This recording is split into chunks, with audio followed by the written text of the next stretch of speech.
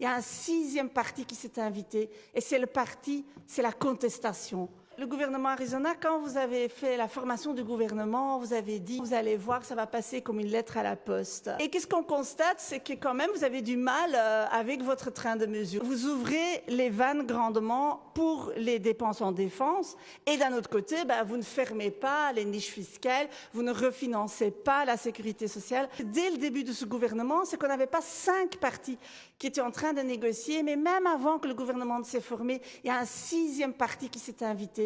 Et c'est la contestation. On voit que les mobilisations n'ont pas arrêté depuis que vous vous êtes mis en place. On parle de pas moins de 10 mobilisations. Et qu'est-ce qu'on voit aussi, c'est que finalement les protestations, ils s'élargissent. Les gens commencent à se demander où en est le pouvoir d'achat, par exemple, les 500 €.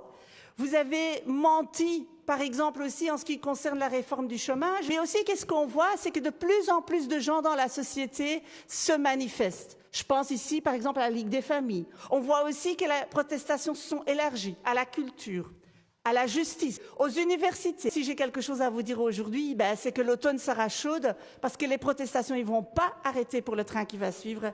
Et le 14 octobre, on sera de nouveau dans la rue.